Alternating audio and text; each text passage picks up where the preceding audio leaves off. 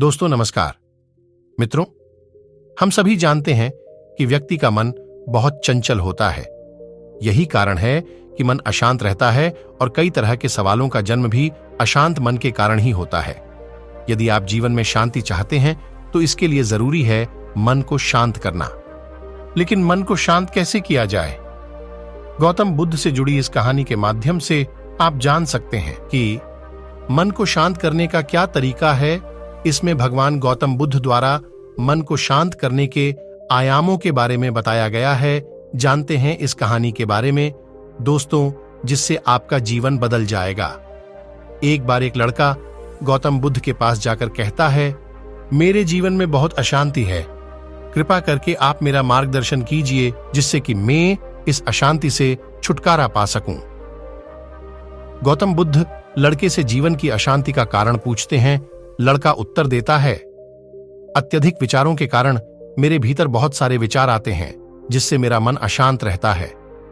बुद्ध मुस्कुराते हुए कहते हैं, ऊपर आकाश की ओर देखो और बताओ कि तुम्हें सूर्य दिख रहा है।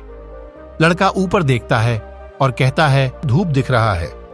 बुद्ध उससे पूछते हैं कि अगर तुम लगातार धूप में खड़े रहोगे तब क्या होगा? वह कहता है, मुझे अत्यधिक गर्मी लगेगी और शरीर में बेचैनी होगी। बुद्ध लड़के से कहते हैं कि अगर धूप में खड़े रहने से तुम्हें गर्मी लगती है तो इसमें दोष किसका है, सूर्य के ताप का या तुम्हारा? लड़का कुछ सोचने के बाद कहता है, इसका जवाब आप भी बताइए। बुद्ध कहते हैं, सूर्य का काम है ताप देना और ताप का काम है गर्मी लगना। ऐसे में तो दोष तुम्हारा ही है कि तुम धूप में जाकर खड़े हुए जिससे कि तुम्हें गर्मी लगी। तुम्हें अगर शीतलता चाहिए तो तुम्हें छांव में रहना होगा। ठीक इसी तरह चंचल मन का भी स्वभाव होता है। विचारों और भावनाओं को जागृत करना। विचार क्षण भर के लिए होते हैं, लेकिन विचार से पैदा हुई भावनाएं देर तक टिकी रहती हैं। लेकिन यह तुम्हें निर्णय लेना है कि तुम्हें विचार और भावनाओं के साथ चलना है या अलग दिशा बनानी है। बुद्ध कहते हैं, मन को शांत करने के लिए तन के आयाम पर काम करना सबसे आसान तरीका है।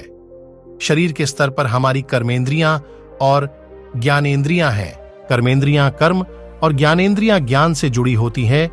इससे हम अपनी संवेदनशीलता को बढ़ा सकते हैं, यानी हम जो भी काम करें उसे आनंद के साथ करें। मन के आयाम से हटकर तन के आयाम पर जाने से ही तुम्हारा चित्त शांत होगा। ऐसा करने से तुम मन के आयाम से हटकर शरीर के आयाम पर आ जाओगे। ठीक उसी तरह जैसे तुम धूप से हटकर छांव में आ सकते थे, मन के आयाम से हटने पर तुम्हारी जागरूकता तन पर आ जाएगी। जब तुम तन के आयाम पर काम करोगे तब तुम्हारा चित्त शांत होगा। इसलिए हर काम को तन के आयाम पर करने से मन स्वतः शांत हो जाता है।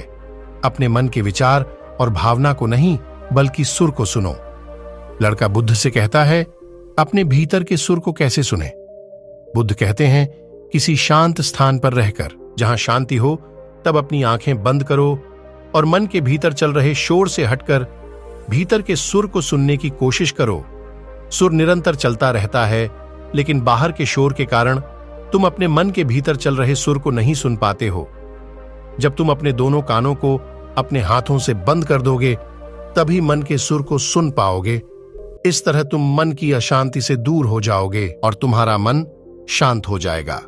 दोस्तों, हमारा मन ही है जो लड़ाई झगड़ा करवाता है। अगर इस मन को शांत रखा जाए, काबू में रखा जाए, तो हम अपने जीवन में बहुत कुछ कर सकते हैं।